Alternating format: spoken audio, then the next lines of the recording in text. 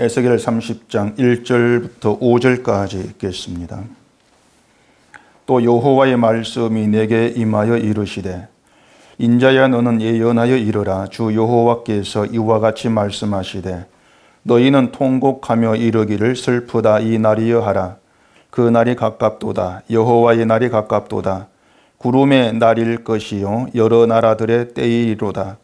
애굽에 칼이 임할 것이라. 애굽에서 중임당한 자들이 엎드러질 때에 구수에 심한 근심이 있을 것이며 애굽의 무리가 잡혀가며 그 터가 흘릴 것이요 구수와 북과 룻과 모든 섞인 백성과 국과 및 동맹한 땅의 백성들이 그들과 함께 칼에 엎드러지리라. 아멘. 기도하겠습니다. 아버지 하나님, 늘 두려운 마음으로 말씀 앞에 나와지는 저희가 되게 하시옵소서. 하나님께서 우리에게 무엇을 말씀하시는가를 듣게 하시고 그 말씀들 하나하나가 우리 마음에 생생히 남아서 오직 저희로 하여금 주만 바라보고 살아가는 그런 믿음의 사람이 되어지도록 해주시옵소서. 예수님 이름으로 기도합니다. 아멘. 칵테일 파티 효과라는 말을 들어보신 적인지 모르겠는데요. 칵테일 파티는 시끄러운 걸 의미합니다. 시끄러운 건데 시끄러운 곳에서도 자기가 관심 두고 있는 내용 이야기는 듣게 되어진다. 그걸 칵테일 파티 효과라 이렇게 얘기를 합니다. 다시 말해 사람에게는 그 선택적 지각이 있다 그래요. 그러면서 자기에게 익숙하거나 어떤 의미 있는 그런 말들을 쉽게 듣게 되어진다. 그렇게들 얘기를 합니다. 가령 교사가 그 학생들에게 예습을 강조하지 않습니까? 그 예습이 공부에 도움이 되는 것은 그것도 사실 그 칵테일 파티 효과에 의한 것이라 그런 말도 있습니다. 칵테일 파티장에서 내가 잘 아는 말, 또 내가 관심 갖는 소리가 더 잘 들리는 그것처럼 내가 아는 내용이 수업 시간 중에 잘 들려서 집중이 되어진다고 하는 거죠. 그렇다고 해서 예습을 너무 많이 해가지고 완벽히 알아버리면 오히려 역력화가 난다. 그렇게 합니다. 왜냐하면 다 알고 있는 내용이기 때문에 관심이 더 안 간다 그래요. 그래서 예습은 그냥 배울 내용을 맛보기 정도로만 보는 거, 그게 적당하다 그럽니다. 교사들이 마음에 들는 말인지 모르겠습니다만은 그렇게 얘기를 해요. 왜냐하면은 그냥 어떤 귀에 익을 정도로 예습을 하면은 수업 시간에 그 선생님 말이 귀에 익은 말이니까 더 집중이 되어진다. 그런 연구 내용입니다. 또 하나 예를 들면은 열등감이 많은 사람들은요, 다른 사람이 자신에게 무심히 대할 때 그 사람이 나를 무시한다. 그렇게 받아들이기를 쉽다는 겁니다. 그것도 칵테일 파티 효과에 의한 것이다. 그렇게 얘기를 해요. 평소에 내가 남보다 참 못하다 이렇게 생각을 하고 있는데 자기한테 무심하니까 내가 못나서 별 볼 일 없어서 나를 무시하는 것이구나. 그렇게 생각을 한다는 거죠. 그러고 보면은요, 설교를 들으시면서 야, 목사가 나를 친다 이렇게 생각이 되어지는 것도 칵테일 파티 효과입니다. 평소에 돈 번다고 주일날 교회 잘 못 나오고 또 믿음도 남보다 내가 더 좀 못한다고 생각하고 있는데 목사가 죄 이야기하고 욕심 이야기하고 돈 사랑하지 마라 이런 얘기하니까 내 이야기 안에 그렇게 받는다는 것이죠. 그래서 자기도 모르게 목사 눈치를 보게 되는 거죠. 그런 게 칵테일 파티 효과예요. 그리고 또 하나 있습니다. 설교도 관심이 가는 것이 있고 전혀 관심이 가지 않아서 들리지 않는 그런 경우도 있죠. 그것도 따지고 보면은 칵테일 파티 효과라는 그런 생각도 들어요. 세상에는 복음이라고 하는 명목으로 듣게 된 말들이 굉장히 많이 있습니다. 그런데 그 말들이 다 들리는 것이 아니죠. 결국은 나에게 어떤 관심이 있고 또 익숙하고 알고 있다고 여겨지는 그런 말들만 귀에 들어오게 되어 있는 겁니다. 근데 복음이라고 하는 것은요, 내 귀에 익숙하다고 해서 들리는 것은 아닌 겁니다. 아무리 오랫동안 들은 복음이라 할지라도 내 속에서 거부하면은 들리지 않게 되어 있습니다. 귀에는 들리지만은 내 마음에는 안 들리는 뜻입니다. 그렇게 보면은 복음은 칵테일 파티 효과라는 것과도 무관하다. 그렇게 얘기할 수가 있겠죠. 왜냐하면 사람의 지각을 가지고 선택할 수 없는 게 복음이기 때문에 그런 겁니다. 만약 복음이 칵테일 파티 효과와 연관이 있다면은 은속교회에서 10년간, 20년간 제 설교를 들으면서 귀에 익숙해진 제 말만 들려야 될 겁니다. 어떤 설교를 들어도 제 설교에 익숙해지니까 제 것만 들려줘야 되겠죠. 근데 그렇지 않다는 걸 제가 잘 알고 있습니다. 오랫동안 제 설교를 들으셨으면서도 아직도 받아들이지 않는 그런 분이 있을지도 모르는 일이죠. 때문에 복음은 얼만큼 오래 들었느냐 그것과 상관없이 다만 성령의 간섭에 의해서 듣게 되어진다고 할 수가 있는 거예요. 물론 제 설교를 받아들여야만이 그게 성령 받은 것이다 이러한 뜻은 전혀 아닙니다. 오히려 만약 여러분들이 제 설교를 원하고 받아들인다면은 그건 여러분이 복음을 알고 있기 때문이 아니라 제 설교가 여러분 마음에 맞고 여러분의 취향에 맞기 때문일 수가 있는 겁니다. 그것도 생각해 보셔야 돼요. 그렇기 때문에 제 설교를 받아들인다고 해서 복음을 안다고 할 수가 없는 거예요. 저뿐만이 아니고 가령 복음을 설교하는 다른 목사님들, 그 목사님들 설교를 듣는다고 해서 받는다고 해서 또 그걸 가지고 난 복음을 안다. 그렇게도 얘기할 수가 없다는 얘기입니다. 왜냐하면 얘기한 대로 내 취향에 맞아서 받는 그런 것일 수가 있기 때문에 그런 거예요. 간혹 보면 그렇습니다. 나는 어떤 특정 목사 그 설교만 듣는다 이런 분들이 있습니다. 다른 목사 설교는 도무지 기회가 안 들어온다고 하죠. 그래서 자기는 그 목사의 설교를 듣는 것으로 난 충분해. 그런 생각도 하는 사람이 있습니다. 물론 복음이 기준되어 가지고 복음인 것과 복음이 아닌 것을 구분하면서 복음만 들린다. 그건 당연한 것이고 그건 좋은 것이라 할 수 있는데 그게 아니고 내 취향에 맞기 때문이라는 것이라면 그건 복음을 아는 것이 아니라는 겁니다. 여러분이 누구의 설교든지 그 설교에서 살펴야 되는 것은 그 설교 방향이 예수 그리스도께로 향해 있느냐는 것입니다. 늘 거기에 중점을 두고 살펴야 돼요. 성경에서 우리가 찾아야 될 답은 예수 그리스도입니다. 그게 성경의 답이에요. 그렇기 때문에 어떤 해석인지 간에 예수님을 증거하는 그런 방향 향해 있다면 그 맞는 답이 되는 것입니다. 그래서 여러분들이 누구의 설교를 듣든지 간에 여러분의 마음에 남아야 되는 것은 예수님의 십자가의 은혜인 것이지 어떤 설교를 한 목사나 그 목사의 성경 해석이 여러분 마음에 나오면 안 된다는 겁니다. 다시 말해서 신자는 예수님의 은혜를 사모하고 그 은혜를 증거하는 그런 사람인 것이지 특정 목사의 성경 해석을 증거하는 그런 사람은 아니라는 거예요. 그걸 여러분이 잘 분별을 하셔야 한다는 얘기입니다. 신자는 예수 그리스도 안에서 함께하고 만나는 그런 관계에 있는 겁니다. 따라서 언제나 예수님의 은혜를 알아가는 것, 그게 여러분이 힘써야 될 방향인 것이고 그 은혜 안에서 우리 모두가 죄인의 모습으로 만나고 함께할 때 그걸 가리켜서 교회라 이렇게 얘기하는 거예요. 그 교회 관계에 목사가 개입될 수가 없는 것이고 아무리 복음으로 설교를 잘한 목사라 할지라도 그 목사가 남아있으면 안 된다는 얘기입니다.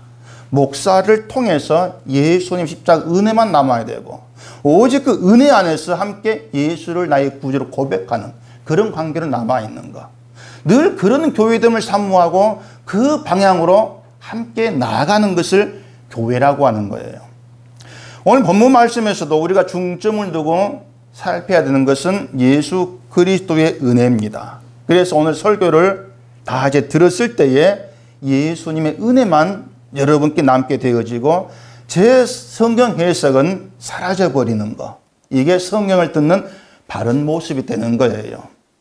오늘 본문은 29장에 이어서 계속되는 애굽에 대한 심판 예언입니다. 하나님의 심판이 단순히 심판한다. 그게 예언의 전부라면은 우리는 이 심판의 내용을 길게 생각해야 될 이유가 사실 없는 겁니다. 이방 나라 심판해버려 끝나지 않습니까? 이방 나라가 하나님 안 믿기 때문에 심판을 받았어. 그럼 더 이상 뭐 토달 얘기 없어요. 그냥 그걸로 끝나는 겁니다. 근데 이방 나라에 대한 하나님의 심판에는 이스라엘에게 보여주고자 하시는 하나님의 말씀이 담겨 있는 거예요.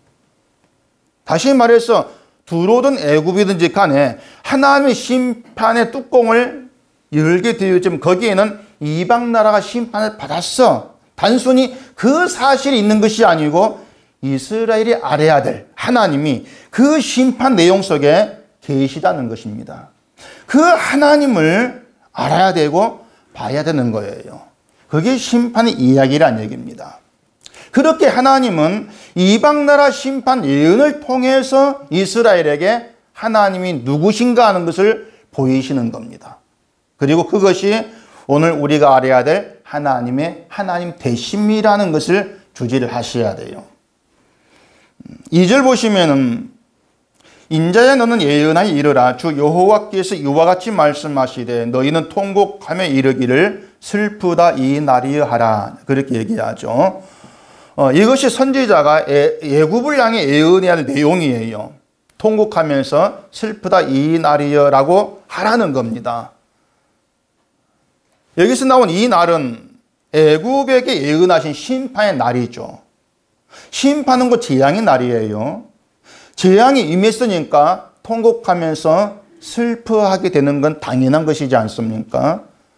심판을 받게 되면은 통곡하지 마라 해도 통곡하게 되는 것이고 슬퍼하지 마라 해도 슬퍼하게 될 수밖에 없다는 얘기입니다. 그런데 하나님이 예언하라고 하신 것은 심판의 그 날이 임하게 되면 그때가 통곡하고 슬퍼하라 이것이 아니고요. 그 날이 임하기 전에 그 날의 가까움을 보고 통곡하고 슬퍼하라는 것입니다. 그 날이 오지 않았지만은 가까웠으니까 그 날의 가까움을 보고 통곡하며 슬퍼해. 그걸 예언하라고 하는 것이에요. 그래서 뒤에 3절 보면은 그 날이 가깝도다 여호와의 날 가깝도다 구름이 내릴 것이요 여러 나라들의 때이리로다 이렇게 얘기하죠. 재앙의 그날 가까우니까 통곡하고 슬퍼하라는 것입니다. 근데 애굽이 이 예언들을 하겠습니까? 안 하죠. 애굽은 하나님을 믿지를 않습니다. 당연히 하나님 말씀도 받아들이지를 않습니다. 그런 그들이 심판에 대한 예언, 선지자 예언 때문에 자신들에게 재앙이 가까웠구나. 그걸 믿고 통곡하면서 슬퍼할 리가 만무하죠. 더군다나 애굽은 강한 힘을 가진 나라입니다. 그런 나라가 하나님이란 신의 심판으로 망한다, 사라져버린다, 이걸 누가 믿겠습니까? 이처럼 강한 힘이 있는데 말이죠. 바로 이것이 자기 힘으로 살아가는 세상의 속성인 완악함이에요. 자기 힘을 믿는다는 것이죠. 그 3절 뒤 끝에 보면은 여러 나라들 때라 이렇게 얘기하지 않습니까? 이 말은 애굽의 심판이 애굽에게만 해당되는 것이 아니고 여러 나라에 해당되는 것이다 그 뜻입니다. 여러 나라. 여러 나라는 이방 몇 나라만이 아니고 세상 전부를 의미하는 거예요. 지금까지 이방 나라 심판, 암몬이 나왔고 모압이 나왔고 세일이 나왔고 또 두로, 에돔, 애굽, 바벨론 다 나오지 않습니까? 그러니까 이스라엘의 애굽에서 언급되는 이방 몇 나라 그들을 가리켜 여러 나라가 아니고 세상 전부가 하나님 심판을 있다는 겁니다. 그것을 애굽을 세워서 지금 보이고 계시는 거예요. 그래서 애굽의 죄는 세상을 지금 대표하고 있는 겁니다. 그리고 거기에는 이스라엘도 포함이 되고 있습니다. 이스라엘 예외가 아니라는 얘기죠. 애굽의 심판을 받아야 될 이유는 29장 이미 있었죠. 29장 3절 또 9절 여기 보면은 애굽왕이 그 애굽 발전에 중요한 위치에 있던 나일강을 내 것이라 내가 날 위해서 만들었다 이렇게 있습니다. 그러니까 애굽의 발전이 자기 능력과 자기 힘에 의한 것이라 그 뜻이에요. 내가 한 걸 이렇게 만들어 가지고 애굽 발전했어. 내 힘이고 내 공로야. 두루왕 어땠습니까? 두루왕은 그 28장 22절에 보면 자기를 신이라고 했죠. 내가 하나님의 자리에 앉아있다. 큰 소리 쳤습니다. 이스라엘은 아주 약한데 우리나라 두로는 강하다. 이것 때문에 이스라엘 하나님 무시하고 자기를 높이는 거죠. 이스라엘이 이방 나라로부터 그런 조롱을 많이 받아왔습니다. 고난받고 이방을 짓밟을 때마다 너희 하나님 뭐야? 이런 조롱 많이 받아왔던 거예요.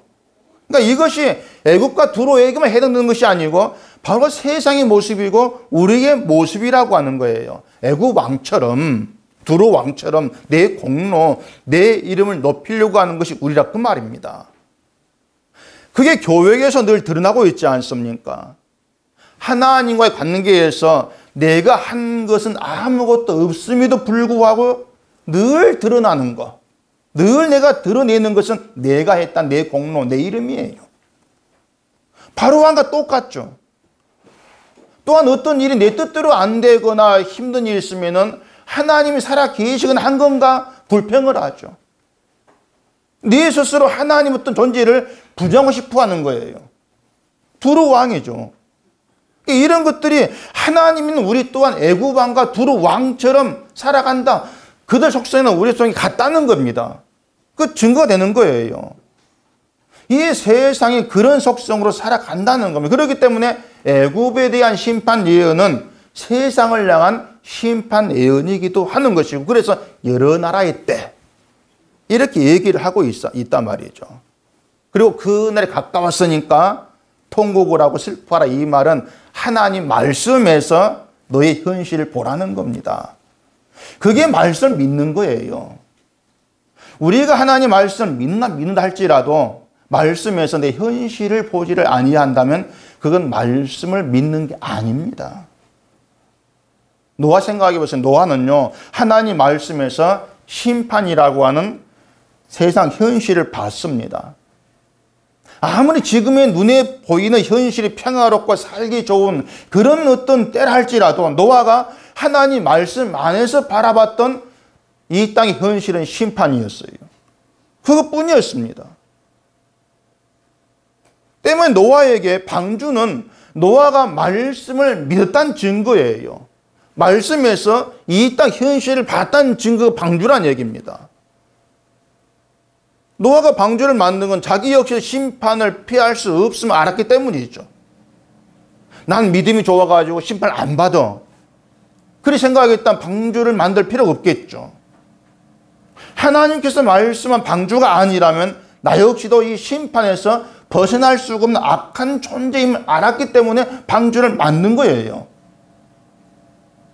그런 마음으로 방주를 만들었다면 노아가 신나게 룰루랄 하면서 방주를 만들었겠습니까?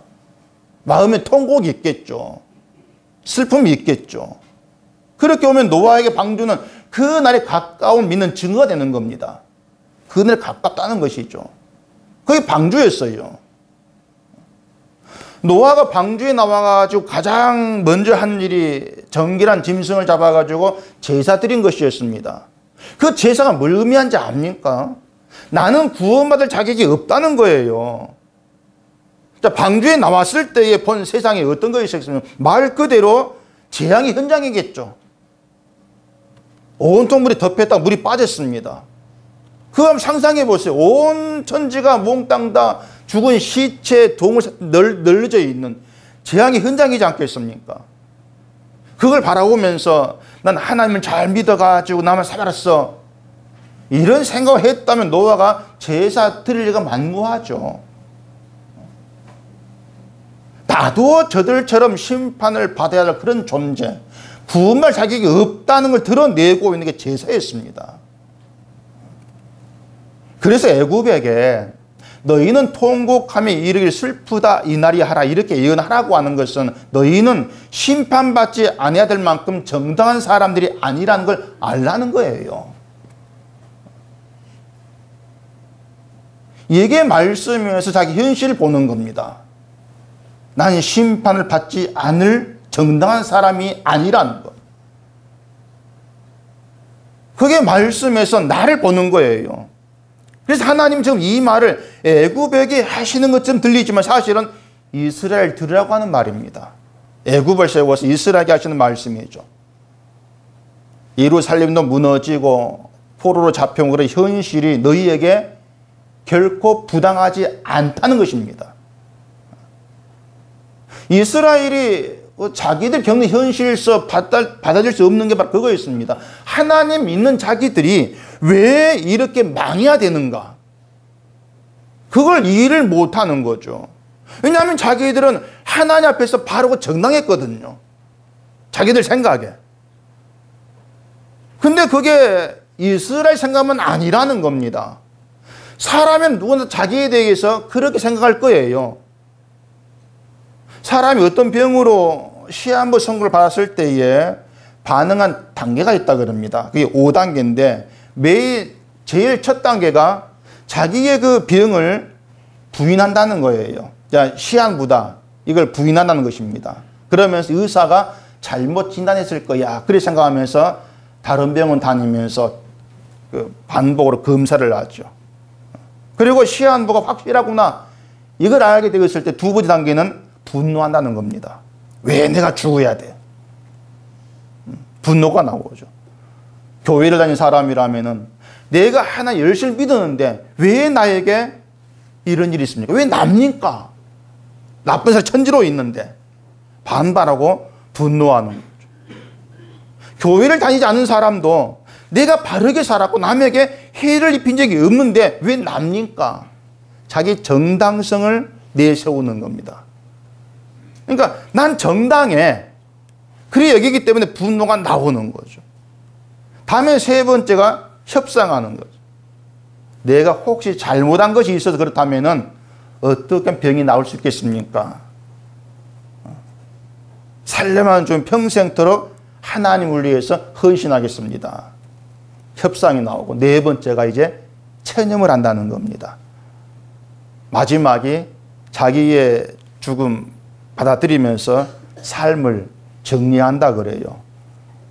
미워하는 사람은 용서하고 사랑하고 또 죽음 앞에 두게 되면은 내가 잘못한 거 생각하면 용서를 구하고 드라마에 다 좀 나오지 않습니까? 드라마의 시한부 종말론 그런 그 종말론이란다 그 병 들린 사람이 나오면은 그런 반응이 차근차근 나오고 마지막 때 가서 막 다 용서해버리고 사랑하고 끝. 그런 거 많이 보이잖아요. 근데 모든 사람이 그렇게 마지막 단계까지 가는 게 아니라 대개는 분노하고 체념하는 것으로 끝난다고 합니다. 우리가 하나님 말씀에서 만난 현실은 죽음이에요. 그게 우리 현실입니다. 하나님의 심판이죠. 근데 대개 기독교인들은 하나님 말씀에서 그러한 자기 현실을 보지를 못하는 겁니다. 단지 신앙생활 열심히 하고 있는 그런 자기를 생각하면서 난 복을 받아야 되고 난 어려움이 없어야 되고 잘 살아야 되고 자기 정당성만 자꾸 쌓여가는 거예요. 그렇기 때문에 하나님의 말씀이 얘기한 인간의 현실, 그 복이 아닌 저주라는 그 현실을 얘기하면 기분이 나빠지는 것이죠. 그리고 듣지 않으려고 하는 겁니다. 난 정당한데 왜 내가 저주야? 그렇기 때문에 그날이 가까웠다는 것도 예면해버려요. 그리고 자기에 대한 통고 슬픔도 없는 겁니다. 대개들 말씀에 자기를 보지를 못할 때 늘 그런 반응, 그런 모습에 갇혀가지고 살아갈 수밖에 없더라는 거예요. 3절에서 말한 그 날은 여호와의 날이거든요. 여호와의 날이 세상에 대한 심판의 날이고 이것이 성경이 증거한 세상 현실이에요. 여호와의 날에 가깝다는 이 선지자의 말이 바로 그게 복음이란 말입니다. 세례 요한이 그런 복음 외쳤거든요. 마태복음 3장 10절에 보면은 이미 도끼가 나무 뿌리 놓였으니 좋은 열매를 맺지 아니한 나무마다 찍혀 불에 던지리라. 그렇게 얘기했지 않습니까? 이미 도끼가 나무 뿌리에 놓였다. 여호와의 가깝다. 그 의미거든요. 그 말이 복음이 될 수 있는 것은 그런 말씀으로 이 땅 현실을 확실하게 알 수 있는 것이고 이 땅의 것이 헛된 것으로 드러나기 때문에 그런 겁니다. 그리고 오직 예수 그리스도만이 우리의 유일한 소망이다. 이걸 알게 되기 때문에 그게 복음이라는 거예요. 여호와의 가깝다는 것이. 때문에 세상 헛됨을 알게 되고 소망을 하늘에 둔 이런 신자들에게서 여호와의 날은 피하고 싶은 날이 아니라 기다려지는 그런 날이 되어진다는 얘기입니다. 오히려. 근데 아모스에 보면 이런 말을 하거든요. 아모스 5장 보십시오. 1279페이지입니다. 아모스 5장 18절 보시면은 화 있을진저 여호와의 날을 사모하는 자여 너희가 어찌하여 여호와의 날을 사모하느냐 그 날은 어둠이요 빛이 아니라 마치 사람이 사자를 피하다가 곰을 만나거나 혹은 집에 들어가서 손을 벽에 대었다가 뱀에게 물림 같도다. 자, 거기 보면은 여호와의 날을 사모하는 자에게 화가 있을 것이라고 합니다. 이상하죠? 여호와의 날을 사모하는데 왜 화가 있습니까? 화가 있다는 것은 심판을 받는다 그 뜻이거든요. 그러면 여호와의 날을 사모하는데 왜 그게 심판이 되냐 그 말이에요. 그 이유는요, 이스라엘이 여호와의 날을 오해한 겁니다. 어떻게 오해했냐면은 여호와의 날을 자신들에게 복이 되고 구원이 되는 날로 오해한 거예요. 왜냐하면 자기들은 하나님 제물을 바치고 열심히 제사하면서 하나님을 만족해 하고 기쁘게 한다. 그게 우리야. 그리 생각했단 말입니다. 하나님을 우리가 만족해 하니까 그런 우리에게 하나님이 복 주고 구원하는 거. 그게 여호와의 날이야. 그렇게 생각을 한 겁니다. 근데 이스라엘에게 여호와의 날은 어둠이지 빛이 아니다 그렇게 말하지 않습니까? 화가 있을 것이라고 하면서. 자, 본문의 애굽에게 여호와의 날은 통곡하고 슬퍼해야 될 심판의 날이었습니다. 결국 그 날은 애굽만이 아니라 이스라엘을 포함한 세상에 해당되는 날이야 그 말이에요. 근데 이스라엘은 자기들이 누구인가를 모릅니다. 하나님이 자기를 어떻게 보고 판단하시는가 이걸 모르고 있습니다. 단지 자기 시각으로 자기를 보면서 우린 정당해. 그러니 여호와의 날은 우리에게 복된 날이야. 그것만 생각을 하고 있는 것이죠. 우리가 하는 기쁘기 하니까 복을 받아야지. 지금의 대부분의 기독교인들이 자기에 대해서 그렇게 생각을 하고 있더란 얘기예요. 교회가 말한 신앙생활에 갇혀가지고 자기를 보지를 못하는 겁니다. 그게 이스라엘이었습니다. 애굽에게 여호와의 날이 심판의 날인 것처럼 이스라엘에게도 역시 심판의 날입니다. 근데 그걸 모르는 거예요. 이런 이스라엘을 아모스 5장 19절서 이렇게 빗대어 얘기를 합니다. 어떤 사람이 사자를 만나서 이제 피해 살았다 생각했는데 곰을 만나는 거예요. 또 집, 사람에게 집은 평안과 안식의 공간이지 않습니까? 그 집에 들어가서 이제 편안히 쉬려고 하는데 벽에 손을 대었다가 뱀에게 물리는 것과 같다 이렇게 얘기합니다. 전혀 생각지 못하고 예상하지 못한 일을 당한다는 거죠. 뭔가 안심을 생각했는데 아니라는 것이에요. 그게 이스라엘을 향한 여호와의 날이라 그 뜻입니다. 이스라엘이 전혀 생각지도 못하고 예상하지도 못한 그런 날로 다가오는 것. 그게 여호와의 날의 개념이에요. 본문 4절 보면은 애굽의 칼이 임하다 가죠. 5절에서는 애굽과 함께 애굽의 동맹한 백성도 칼이 엎드린다 갑니다. 이스라엘이 애굽 같은 강한 나라 삼아 부러워했지 않습니까?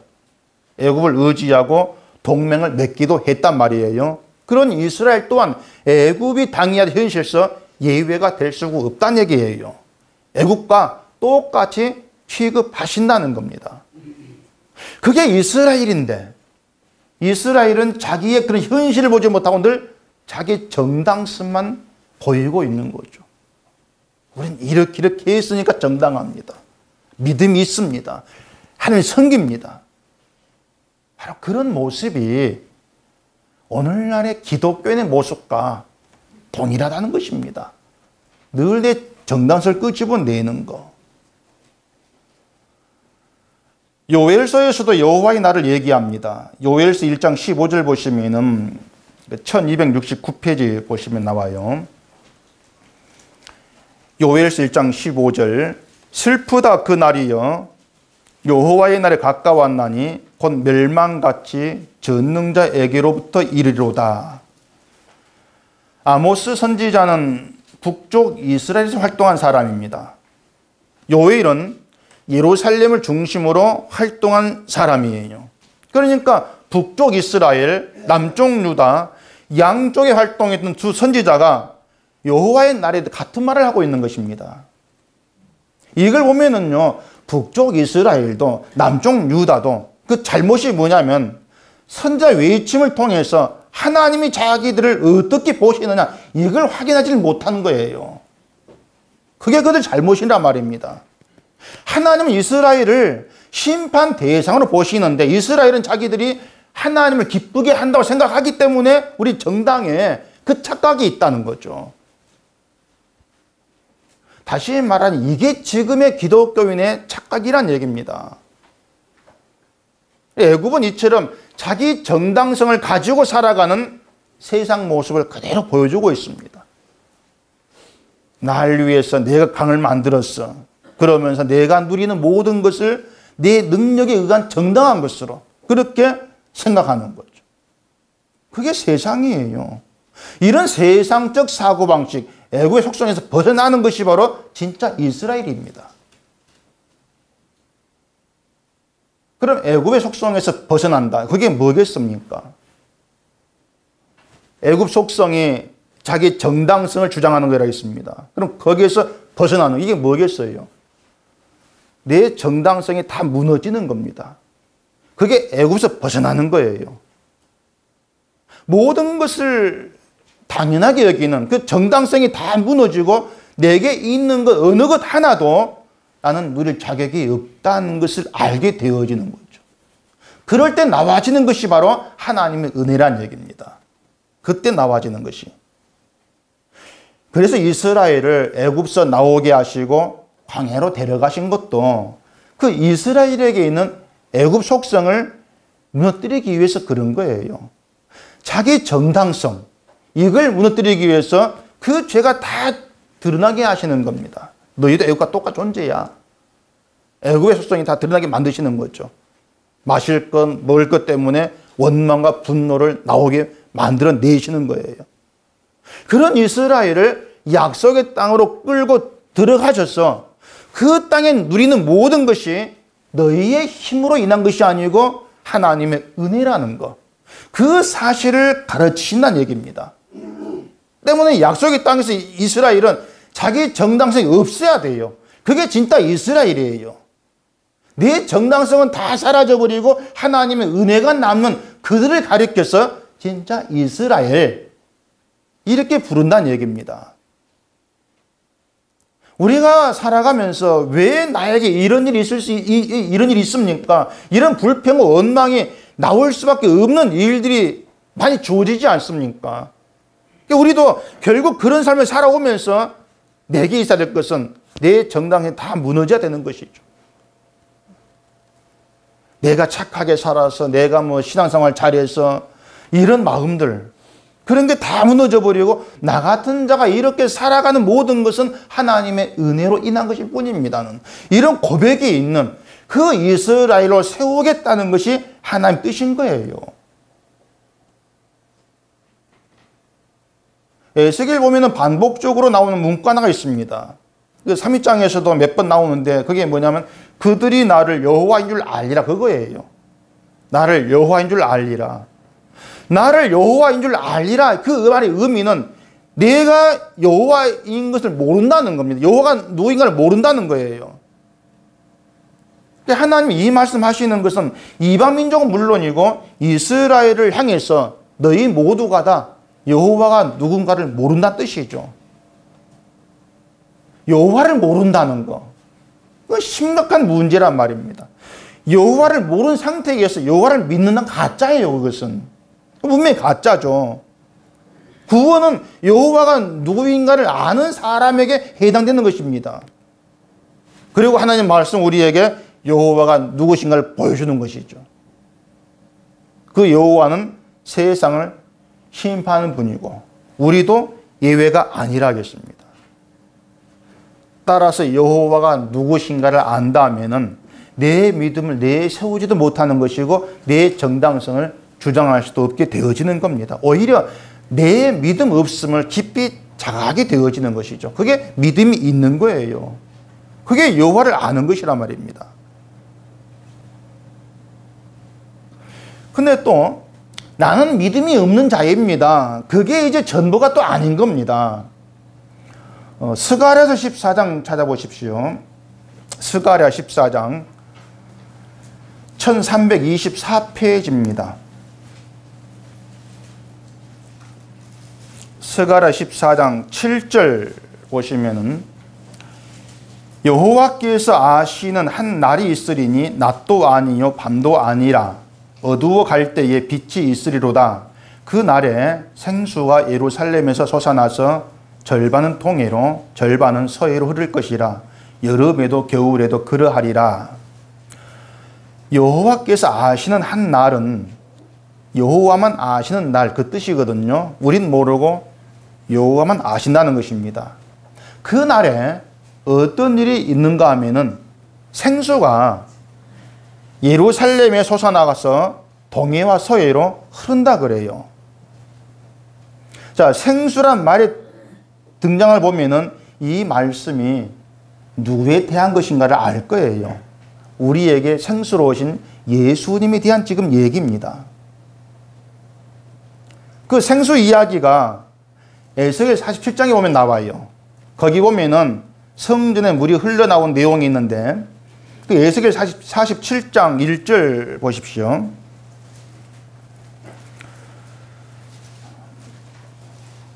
그가 나를 데리고 성전 문에 이르시니 성전의 앞면이 동쪽을 향하였는데 그 문지방 밑에서 물이 나와 동쪽으로 흐르다가 성전 오른쪽 제단 남쪽으로 흘러내리더라고 말합니다. 성전에서 물이 흘러나오는데 이 물이 생수예요. 생수라는 것은 죽은 자를 살리는 능력이 됩니다. 그리고 그 뒤에 8절 보시면은 그가 내게 이르시되 이 물이 동쪽으로 향하여 흘러 아라바로 내려가서 바다에 이르리니 이 흘러내리는 물로 그 바다의 물이 되살아나리라. 이 강물이 이르는 곳마다 번성하는 모든 생물이 살고 또 고기가 심히 많으리니 이 물이 흘러 들어가므로 바닷물이 되살아나겠고 이 강이 이르는 각처에 모든 것이 살 것이며 그렇게 말하거든요. 이 구절 보면은 스가랴 14장 내용과 연결되어 있다는 걸 알 수가 있어요.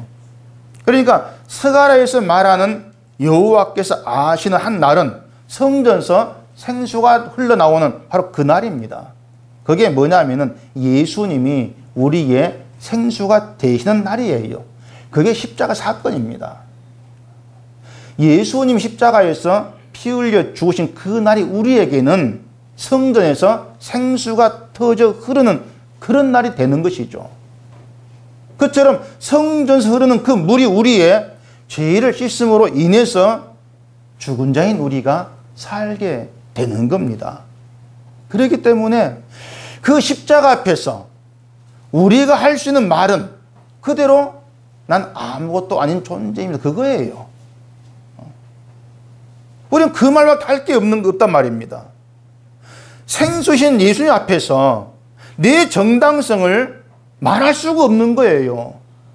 내가 이렇게 믿었지 않습니까? 그 말을 못하는 겁니다. 왜? 애초부터 우리는 여호와의 날 심판을 받아야 할 그런 존재이기 때문에 그런 우리에게 예수님이 생수가 되어 주심으로 인해서 살아났기 때문에 그 앞에서 내가 뭘 했습니다 믿었잖아요. 어떻게 그런 말이 나오냐 그 말이에요. 우리가 할 수 있는 말은 난 당연히 심판에 죽을 자입니다. 그겁니다. 그걸로 시작을 하셔야 되죠. 그래서 신자는 십자가 앞에서 내가 심판을 받아야 될 그런 존재일 뿐임을 알게 된 그것이 진짜 여호와의 날을 사는 거예요. 내 죄로 인해서 통곡하고 슬퍼하면서 죽은 자인 나에게 생수가 되신 예수를 보게 되고 예수님만이 내 인생 가장 존귀한 분입니다. 그렇게 자리하게 되면서 아무것도 아닌 나를 위해 피 흘려 죽으신 예수님이 내 인생의 전부로 남게 되어지는 거죠. 그게 신자 됨인 겁니다. 자기 죄를 보지 못한 사람은 물을 필요로 하지를 않습니다. 그래서 예수님이 만난 사마리 여인에게 생수를 말씀하시면 여인은 죄를 드러내지 않습니까? 네 남편이 몇이냐? 때문에 우리의 죄가 낱낱이 드러나는 거, 그게 은혜예요. 그게 말씀의 은혜란 얘기입니다. 말씀 앞에서 정당한 사람은 없습니다. 목사가 복음을 전했다 정당한 것이 아니에요. 그게 목사의 정당성이 아닌 겁니다. 복음을 전했다 할지라도 그 목사도 심판의 대상이란 얘기입니다. 그렇게 출발해 동일하게 예수님 은혜에 들어가게 되어지는 거죠. 그렇기 때문에 복음을 전한 사람이건 복음을 듣는 사람이건 만난 자리는 예수님의 은혜가 된다 그 말입니다. 어떤 목사도 아니고 누구도 아니에요. 십자가 은혜 안에서 만나는 것이죠. 그러면서 예수님의 은혜가 우리를 살렸습니다. 늘 그런 고백 가운데 함께하게 되어지는 것이 신자의 관계란 얘기입니다. 죄가 드러나는 은혜 안에서 나에게 생수로 흘러오신 예수님으로 인해서 모든 죄가 씻겨지고 내가 거룩한 자로 여김받았습니다. 온전히 그 감사함만 살아있는 것. 그걸 신자라 그래요. 그래 여러분들이 함께 하면서 말씀을 듣고 나누고 모든 그 현장 속에서 늘 뭐가 남는가를 여러분이 살펴보셔야 돼요. 나의 정당성이 늘 세워지느냐? 내 자존심이 남느냐? 아니면 나의 그 모든 게 다 무너져 버리고 예수님의 은혜만 세워지고 남느냐? 늘 그렇게 여러분 자신을 살펴가야 되는 것입니다. 그게 없으면요, 우린 늘 만나가지고 늘 내 것만 내어놓죠. 난 이런 자고 난 이렇게 믿음의 생활을 이만큼 했던 사람이고 늘 내 걸 말하게 되어진다는 얘기입니다. 그렇게 해서 예수님의 은혜가 다 가려지는 것이죠. 결국 그런 것이 예수님의 은혜를 해방하는 거예요. 천국과 상관이 없는 모습으로 드러나게 되어지는 것이죠.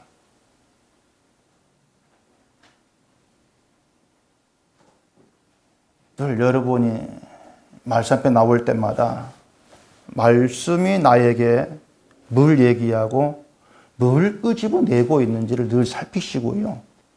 죄가 드러난 가운데에서 생수가 되신 예수님의 은혜로 모든 죄가 씻겨진 그 은혜를 깊이 묵상하시고 우리를 거룩한 자라 이렇게 여김받게 하신 예수님만 여러분의 남은 인생에서 가장 의미 있는 분으로 자리하는 것.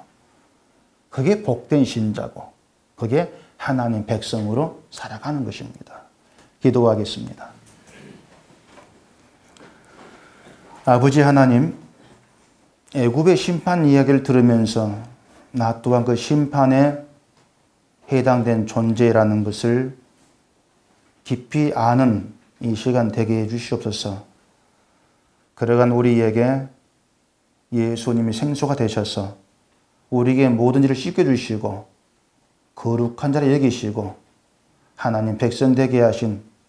그 은혜만 우리의 심령에 남게 하시옵기를 간절히 바랍니다. 주 앞에 나올 때마다 나의 정당성, 내가 뭘 했다는 거 다 무너지게 해 주시옵시고 온전히 죄인의 그 자리에서 주님의 은혜만 깊이 알게 되어지는 저희가 되어지도록 늘 말씀으로 가르치시고 인도해 주시옵소서. 예수님 이름으로 기도합니다. 아멘.